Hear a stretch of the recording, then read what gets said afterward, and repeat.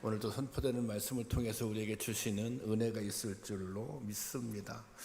오늘 말씀을 통해서 특별히 또 회복의 은혜, 또 치유함의 은혜가 임할 줄로 믿습니다.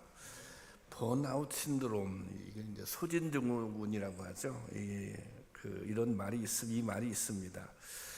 심리학적인 용어로 어떤 일에 집중한 후, 그러니까 어떤 일을 정말 열심히 최선을 다해서 온 힘을 다한 거예요. 그 다음에 심신이 고갈되고 탈진된 상태를 표현하는 말입니다. 이것을 엘리야 증후군이라고도 합니다. 번아웃 신드롬의 증상들이 있는데요. 극심한 피로감을 느낀다든지, 그리고 의욕이 저하된다든지, 그리고 부정적인 태도, 집중력 상실, 극심한 무력감, 이런 증상들이 나타납니다. 최선을 다해 달려온 사람일수록 이런 번아웃을 경험할 가능성이 높습니다. 여러분 중에서도 이런 증상을 아마 경험해 본 분들이 있을 것입니다. 오늘 본문에서 엘리야가 보여주는 모습이 바로 이 번아웃 신드롬의 대표적인 증상입니다.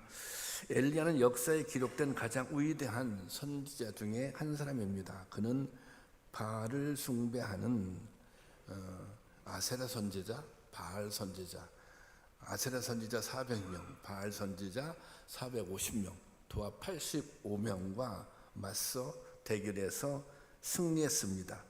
갈멜산에선 엘리야는 더없이 용감하고 정말 결연한, 아무것도 두려울 것이 없는 그런 선지자, 용사의 모습이었습니다. 그런데 지금 엘리야는 우울하고 절망적인 모습으로 하나님 앞에 하소연을 하고 있습니다. 차라리 죽는 게 낫겠습니다. 그렇게 주저앉아 버리고 말았습니다. 오늘 본문 4절에 보면 4절 다 같이 보겠습니다. 시작. 자기 자신은 광야로 들어가 하룻길쯤 가서 한 로뎀 나무 아래에 앉아서 자기가 죽기를 원하여 이르되 여호와여 넉넉하오니 지금은 내 생명을 거두시옵소서. 나는 내 조상들보다 낫지 못하나이다 하고, 여기 보세요. 내 생명을 거두시옵소서.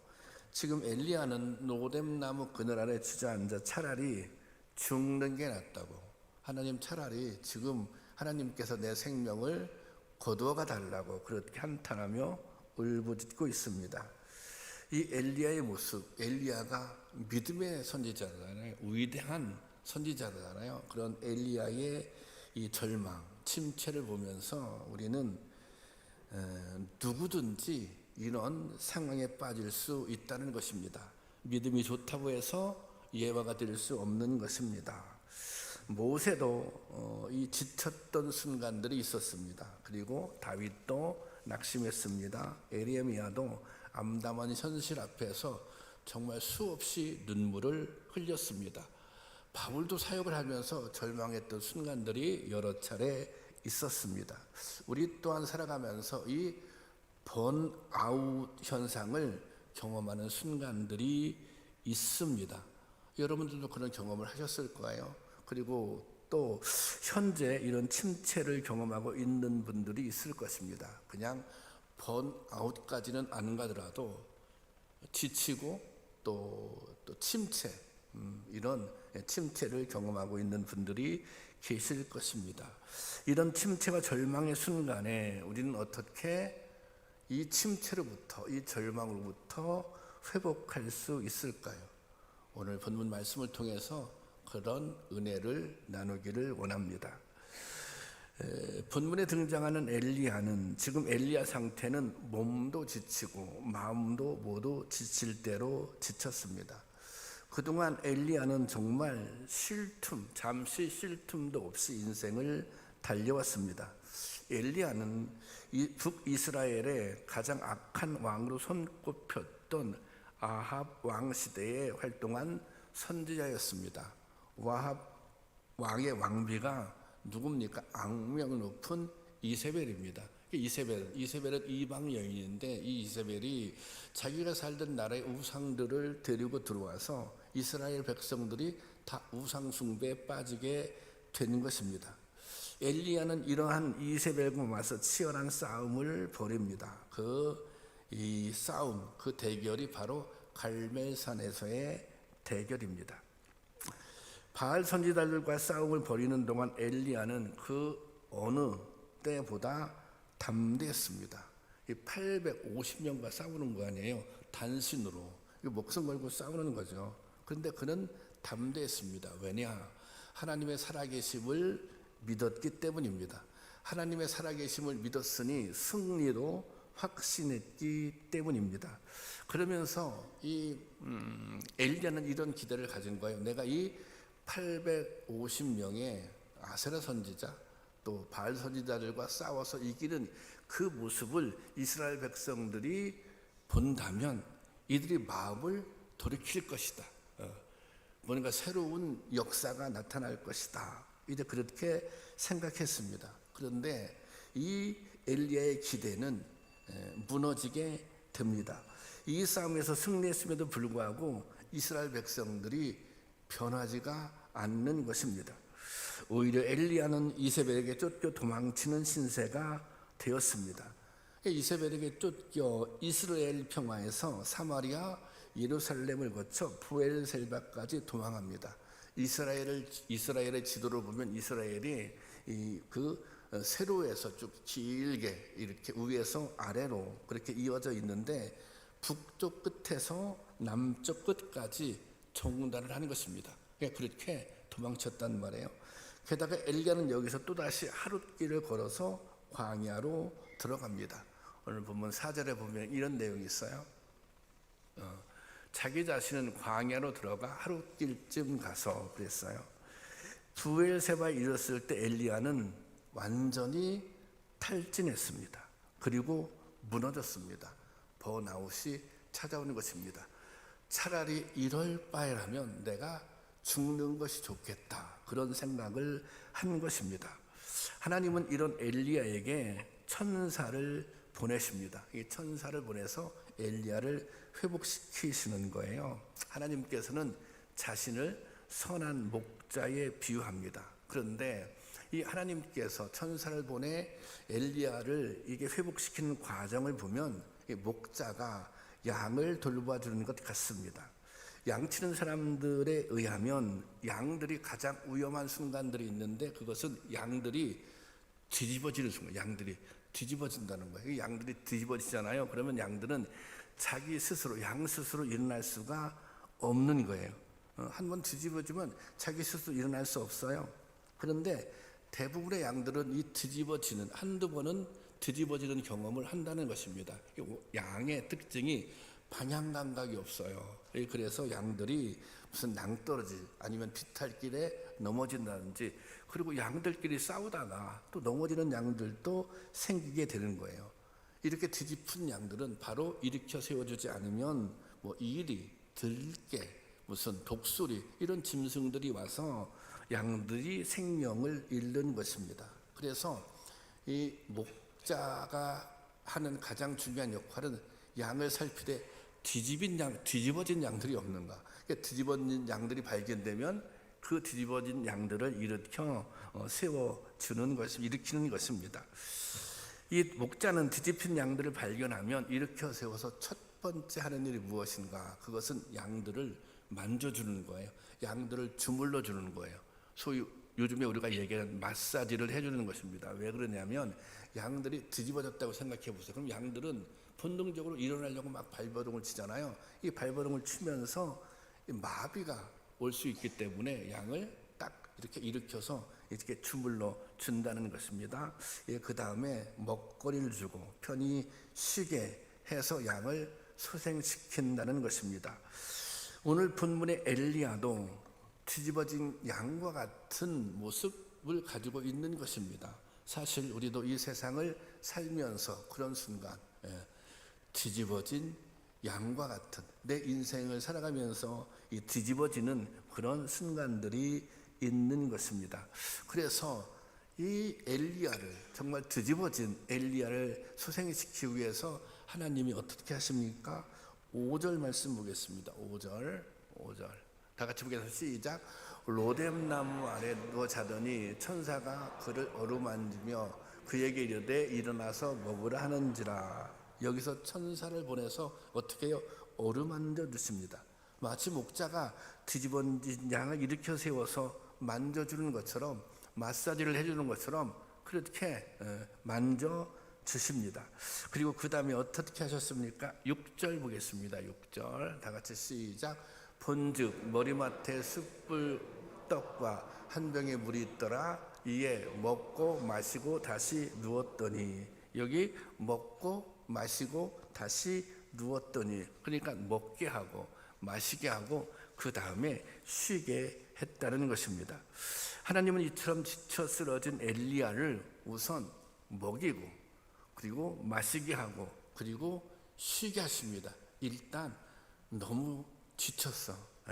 너무 마음도 상했지만 너무 몸이 많이 상했어. 그러니 좀 먹고 마시고 쉬어야 돼. 하나님이 엘리야로 하여금 휴식하게 하신 것입니다. 그러니까 하나님께서 맨 첫 번째 그 번아웃 되어 있는 엘리야를 위해서 한 치유의 방법은 쉬게 하는 것입니다. 여러분, 우리의 육체도 때때로 쉼이 필요합니다. 쉼이라고 하는 것은 어떤 의미에서 새로운 창조의 시간인 것입니다. 우리가 힘들 때, 우리가 정말 탈진을 경험할 때, 그때는 어떤 순간이에요? 그때는 쉬어야 하는 순간, 또 재충전의 시간, 재창조의 시간인 것입니다. 여러분, 열심히 하는 것도 중요하지만 잘 쉬는 것도, 그것 또한 하나님의 뜻인 줄로 믿습니다. 자, 엘리야는 늘 이 하나님의 말씀에 따라 행동을 했습니다. 엘리야는 하나님의 도우심을 간구하고 하나님이 원하시는 것을 생각했고 하나님만을 바라보았습니다. 이 갈멜산에서 아세라 선지자, 바알 선지자와 싸울 때도 그는 하나님만 바라보았습니다. 하나님만 바라봤기 때문에 그 싸움이 가능했던 거예요. 아니 850명의 이 아세라 선지자 또 바알 선지자를 바라봤다면 이게 싸울 마음, 싸울 용기가 생겼겠어요? 하나님만 바라봤기 때문에 그 싸움이 가능했던 것입니다. 그런데 이 갈멜산에서 대결 이후 처음으로 이 엘리야는 하나님의 말씀을 듣지 않습니다. 그냥 무조건 이 이세벨이 군사를 동원해서 그 엘리야를 죽이겠다고 사람을 보내서 얘기하자 그냥 도망치고 봅니다. 그리고 이제는 로뎀나무 아래서 모든 것을 끝내고 싶다고, 죽고 싶다고 그렇게 말하고 있는 것입니다. 아니 엘리야가 왜 이랬을까요? 엘리야가 어떻게 이 지경이 됐을까요? 그것은 희망이 사라졌기 때문입니다. 그리고 시대가 무너졌기 때문입니다. 그리고 더 무엇보다 이 배신감, 이스라엘 백성들에 대한 배신감이 너무나도 컸던 거예요. 그래서 그것이 큰 상처가 됐던 것입니다. 이 18장에 보면, 우리가 19장을 봤잖아요. 18장에 보면 엘리야가 아세라 선지자, 바알 선지자와 싸웁니다. 그때 그냥 하늘에서 불이 내려서 이 싸움에서 엘리야가 승리를 거두게 되는 거예요. 그래서 이 선지자를 기손강가로 데리고 가서 이 사람 다 죽입니다. 이 선지자들을. 그런데 그러면 아니 엘리야가 그 850명을 혼자 끌고 가서 갔겠어요? 성경 말씀에 보면 그 모습을, 하늘에서 막 불이 내리는 모습을 보고 이스라엘 백성들이 환호합니다. 아, 그래, 여호와 하나님이 계시구나.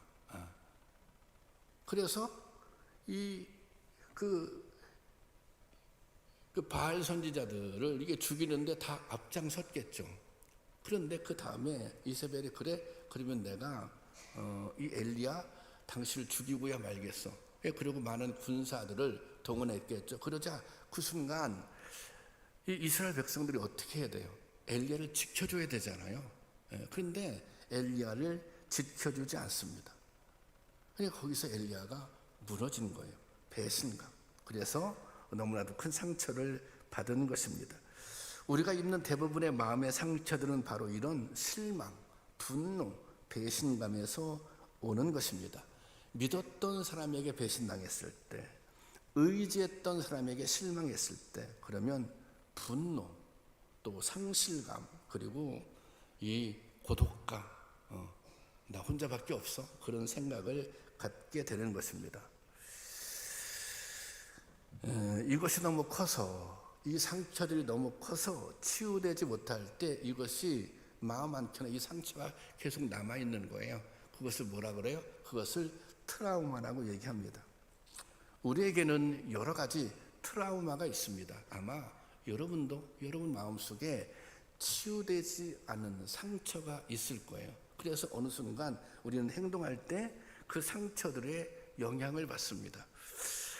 제가 이런 트라우마가 있어요. 저는 안수기도에 대한 트라우마가 있습니다. 저는 제가 목사이기 때문에 그런 생각을 하는 것이 아니라 저는 안수기도의 능력을 믿습니다. 제가 기도하는 것이 아니라 예수 그리스도의 이름으로 하는 기도잖아요. 그래서 제가 이제 목회하던 교회에서 이 성도님들이 안수기도 받는 걸 좋아했어요. 목사님 안수기도 해달라고. 그러면 저가 또 안수기도 해주고, 그러면 또 그런 역사들이 있었단 말이에요. 그리고 제가 이제 중고등부 청년부 사역할 때는 수련회 갈 때마다 꼭 안수기도를 해줬습니다. 그것이 목사로서 할 수 있는 가장 큰 축복이라고 생각했던 거예요. 그래서 이제 안수기도를 해줬어요.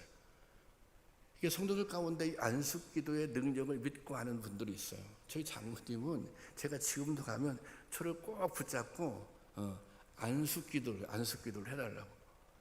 어떤 때는 감사한 금을 준비해놓고 안수기도를. 근데 제가 왜 이 안수의 기도에 대한 트라우마가 생겼느냐? 어느 날 이 교회에서 이제 안수기도를 하겠다고 광고를 하고, 그때 이제 기도회가 끝나고 안수기도를 시작했는데, 그 앞에 앉았던 성도님이 시작했는데 휙 나가버리는 거예요. 그때 제가 이게 정말 상처로, 그 트라우마로 남게 되더라고요. 그래서 그 뒤로부터는 안수기도를 안 하는 건 아니지만 안수기도 하는 게 조심스럽죠. 가능하면 안 하려고 하고, 안수기도 하는데 누가 또 가버리면 어떡하나? 그런 생각을 할 거 아니에요. 그런 마음이 있는 거예요.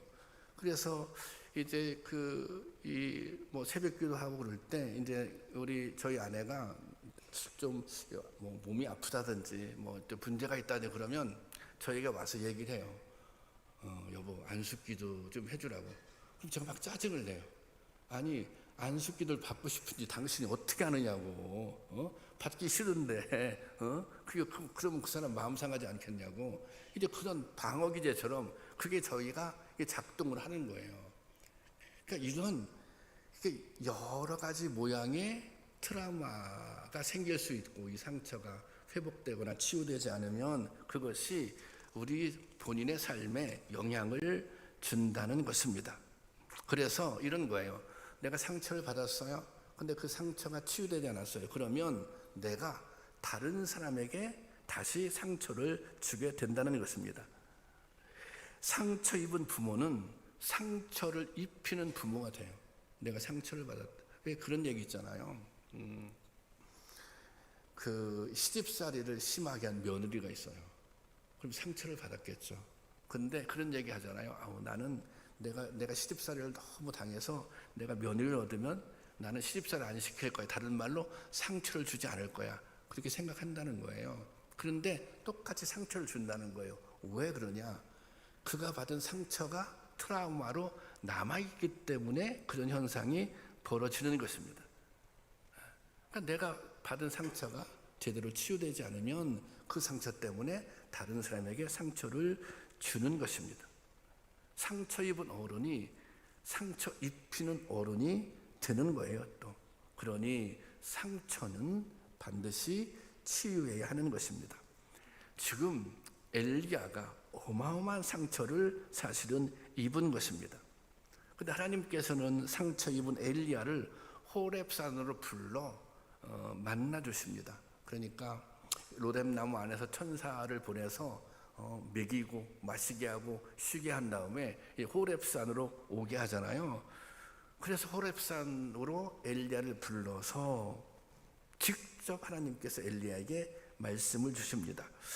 열왕기상 19장 9절 말씀입니다. 함께 보겠습니다. 시작. 엘리야는 거기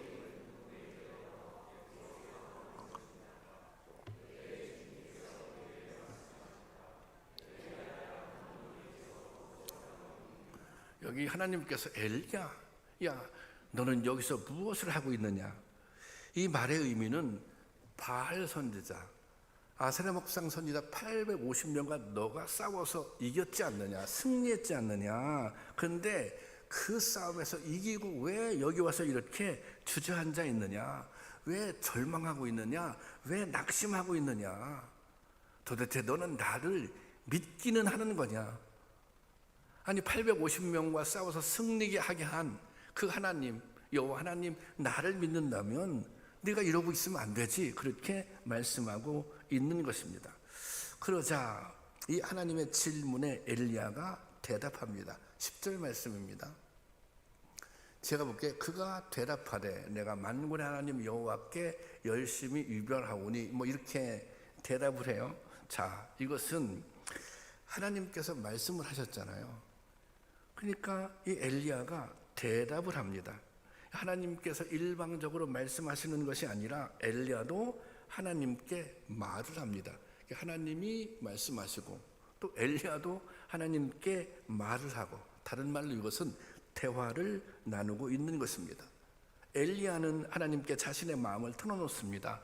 하나님, 제가 정말 속상합니다. 제가 무슨 잘못이 도대체 있습니까? 하나님도 아시다시피 제게 잘못이 있다면 하나님에 대한 사랑이 유별난 것, 그것이 저의 잘못입니까? 그렇게 항변하고 있는 것입니다. 하나님은 이런 엘리야 하소연을 들어줍니다. 자, 하나님께서 엘리야의 하소연을 들어줍니다. 이 이야기를 들어주는 것, 여기서부터 치유의, 마음의 상처의 치유가 시작되는 것입니다. 여러분 가운데 기도해 보신 분들은 아실 거예요. 하나님께 나의 모든 것을 다 나의 모든 사정, 나의 그냥 아픔, 이런 것들을 다 털어놓으면 어떻습니까? 이 마음이 평안해집니다.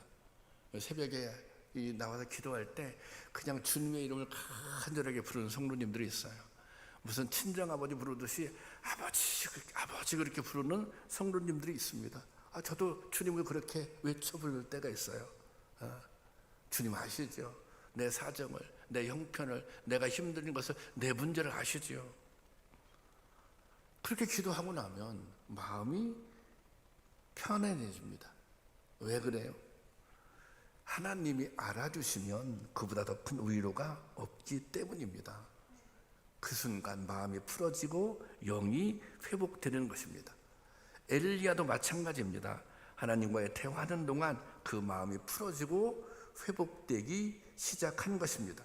그러니까 하나님이 말씀하면 또 엘리야가 하나님께 하소연하고, 그러면 또 하나님이 대답해주고, 이렇게 대화를 나누고 있잖아요. 이것을 뭐라 그래요? 이것을 교제라고 얘기합니다. 지금 엘리야는 하나님과 교제를 나누고 있는 것입니다. 하나님과 교제를 나누는 이 순간에 회복이 되는 거예요. 이 순간에 회복을 경험하고 있는 것입니다. 우리가 하나님과 인격적으로 만난다 그런 표현을 하잖아요. 그래요. 하나님과 정말 인격적으로 만날 때 우리는 회복을 경험할 수 있습니다. 이 하나님을 만나는 것보다 더 확실하고 완전한 치료와 회복의 방법은 없는 것입니다. 여러분, 우리는 어떻게 하나님과 오늘 교제할 수 있습니까? 하나님과 교제하는 것이, 하나님을 만나는 것이, 그것이 치료와 회복의 확실한 방법이라면 오늘 우리는 어떻게, 무엇을 통해서 하나님과 교제할 수 있습니까? 그것은 말씀입니다. 그것은 기도입니다. 우리가 말씀을 통해서 하나님의 음성을 듣는 것입니다. 그렇잖아요. 말씀을 통해서, 성경 말씀을 통해서 하나님의 음성을 듣는 것입니다.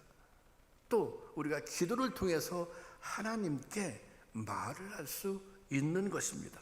그래서 교제가 이루어지는 것입니다. 여러분, 하나님은 우리를 치료하시고 회복시키시는 분입니다. 하나님과 인격적으로 교제할 때 상처가 치유될 것입니다. 내가 가지고 있는 모든 형편과 사정을 주님께 아뢰할 때 주님께서 주시는 위로를 경험할 줄로 믿습니다. 바라기는 이런 은혜가 있기를 주님의 이름으로 축원합니다. 지금 엘리야가 절망하는 가장 큰 이유 중에 하나는 혼자 남아 있다는 것입니다. 내가 지금 혼자밖에 없어요. 이스라엘 백성들이 다 배반했잖아요. 또 선지자들 다 죽임을 당했어요. 그런데 그 순간 어떤 생각도 들었냐면 하나님도 나와 함께 하시지 않는 것인가? 그런 의심도 생기는 것입니다. 열왕기상 19장 10절 말씀 보겠습니다. 다 같이 19장 10절 말씀. 열왕기상 19장 10절 말씀. 시작. 그가 대답하되 내가 만군의 하나님 여호와께 열심히 유별하오니 이는 이스라엘 자손이 주의 언약을 버리고 주의 제단을 헐어 칼로 주의 선지자들을 오직 나만 남았거늘 그들이 내 생명을 찾아 빼앗으려 하나이다. 나는 내가 정말 하나님께 이렇게 열심히 했잖아요. 내가 잘못한 거라고는 정말 내가 열심히 유별하는 것인데, 그런데 이스라엘 자손은 주님의 언약을 버렸고, 그리고 또 선지자들, 주의 선지자들이 다 죽음을 당했고, 그 다음에 누구만 남았어요? 오직 나만 남았다. 끝까지 열심히 있었던 나만 남았다. 그렇게 말하고 있는 것입니다. 이때 하나님께서는 엘리야의 말을 듣고 이렇게 말씀하십니다. 명령하시오. 열왕기상 19장 11절 다 같이 보겠습니다. 시작. 여호와께 이르시되 너는 나가서 여호와 앞에 서 산에 서라 하시더니, 여기서 여호와 앞에서 산에 서라. 이 산은 어떤 산이냐면 호렙산입니다. 이 호렙산은 여호와의 산입니다. 엘리야는 로뎀나무 그늘 아래 천사가 공급해주는 떡과 물을 먹고 쉬며 기력을 회복했습니다. 그리고 40주 40야를 달려 호렙산에 이르렀습니다. 왜 호렙산까지 왔습니까? 그곳에 하나님이 계시기 때문에 하나님이 엘리야를 만나기 위해서 그곳에 기다리고 계셨던 것입니다. 이곳에서 하나님은 지치고 절망한 엘리야를 만나주십니다. 만나주시고 이렇게 말씀하세요. 열왕기상 19장 12절 말씀입니다. 다 같이 보겠습니다. 시작. 또 지진 후에 불이 있으나 불 가운데서도 여호와께서 계시지 아니하더니 불 위에 세미한 소리가 있는지라. 불 가운데, 모세에게는 불 가운데 나타나서 말씀하셨는데, 여기 보면 음성으로, 세미한 음성으로 엘리야에게 나타나셨습니다. 이것을 세미한 음성이라고 하는 것은 부드러운 속삭임, 영어 성경에는 부드러운 속삭임이라고 해석하고 있는데, 이것은 아주 친한 사람이, 아주 가까운 사람이 이렇게 이제 귀에다 대고 귓속말을 하죠. 귓속말. 내가 너 좋아하는 거 알지? 내가 너 사랑하는 거 알지? 귓속말. 확인시켜 주는 거예요. 내가 널 얼마나 사랑하는지, 내가 널 얼마나 아끼고 있는지. 그러니까 아주 친밀한 사이에만 귓속말을 하는 거 아닙니까? 친밀한 사이야. 저는 저희 아내와도 귓속말 같은 건 안 했는데, 친밀한 사이에. 그러니까 이 불안하고 그리고 두려움 가운데 있는, 이제 나는 혼자구나 이렇게 생각하고 있는 엘리야에게 하나님이 정말 세미한 음성으로 다가오신 것입니다. 그리고 엘리야와 대화를 하신 것입니다. 하나님이 엘리야에게 뭐라고 말씀하셨겠습니까? 아마도 이렇게 하셨을 것입니다. 너 혼자라고 생각하지? 넌 혼자가 아니야. 내가 너를 기억하고 있어. 내가 너와 항상 함께하고 있어. 앞으로도 계속 너와 함께 할 거야. 그러니까 절망할 필요가 없어. 그러니까 두려워할 필요가 없어. 그리고 보탠다면 너 경험했잖아. 850명과 싸워서 그때 하늘에서 불이 내릴 때 그런 하나님의 임재를 네가 경험했잖아. 여러분, 하나님이 찾아오셔서 만나주시고 음성을 들려주시는 이 임재의 경험, 내가 너와 함께 한다고 하는 이 임재의 경험이 진정한 치유와 회복의 길인 것입니다. 엘리야가 처음 도망쳐서 이제 로뎀나무 그늘에 쓰러져 있잖아요. 거기서 이제 일단 회복을 한번 경험하지 않습니까? 그런데 이 로뎀나무가 무슨 굉장히 그런 그늘을 만들어주는 그런 나무가 아닙니다. 사실은 그 사진으로 한번 보여주시겠어요? 이 로뎀나무는 되게 초라해요. 아니 저기에서 무슨 얼마나 큰 그늘이 있어서 저기서 이 엘리야가 뭐 편안하게 쉬면서 회복할 수 있었겠어요. 그런데 비록 저렇게 보잘것없는 나무였지만, 보잘것없는 나무 그늘이었지만 그곳에 하나님의 은혜가 임했을 때 치유와 회복의 장소가 될 수 있었던 것입니다. 그러니까 하나님의 임재, 하나님의 함께 하심이 치유이고 하나님의 함께 하심이 회복이었던 것입니다. 여러분, 하나님이 나와 함께 하는 순간, 하나님의 임재를 경험하는 순간, 그때 회복, 그때 치유의 놀라운 역사가 일어나는 것입니다. 여러분, 낙심한 엘리야에게 주님이 찾아오셨습니다. 오늘 또 동일하게 주님은 낙심한 인생들에게 찾아오십니다. 침체된 영혼들을 만나주십니다. 만져주시고 일으켜주시고 세워주십니다. 그리고 내가 너와 함께 할 것이라고 말씀하십니다. 주님의 다른 이름이 무엇입니까? 임마누엘입니다. 임마누엘은 우리와 함께 하시다는 뜻입니다. 여러분, 이 순간에도 주님께서는 우리와 함께 하심을 믿으시길 바랍니다. 주님은 오늘도 우리 가운데 임재하셔서 주님의 그 세미한 음성을 들려주기를 원하십니다. 로뎀나무 그늘 아래 엘리야를 찾아가셨던 것처럼 우리를 찾아오십니다. 그리고 엘리야에게 호렙산에 서라고 말씀하셨던 것처럼 오늘 또한 하나님 앞에 서라고, 내 앞에 서라고 말씀하십니다. 그런데 여러분, 오늘 우리가 하나님을 만날 호렙산은 어디입니까? 하나님의 세미한 음성을 들을 수 있는 곳, 하나님의 임재를 경험할 수 있는 그 장소, 그 곳은 어디입니까? 바로 교회입니다. 여러분 믿으십니까? 바로 예배입니다. 우리는 이 예배를 통해서 하나님의 임재를 경험할 수 있는 것입니다. 우리는 이 예배를 통해서 하나님의 세미한 음성을 들을 수 있는 것입니다. 그러면 회복을 경험할 수 있습니다.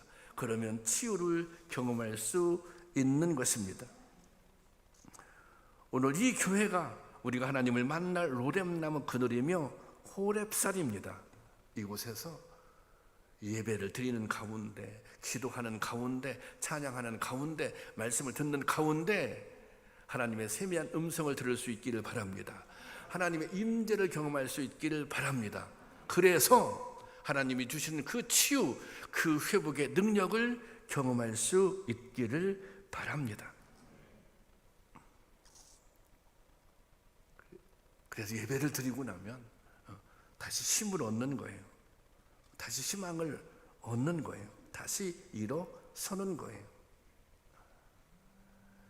그래서 예배 시간마다 여러분 주님 앞에 나올 때마다 이 주님이 주시는 회복의 은혜, 치유의 은혜를 온전히 받아 누릴 수 있기를 주님의 이름으로 축원합니다.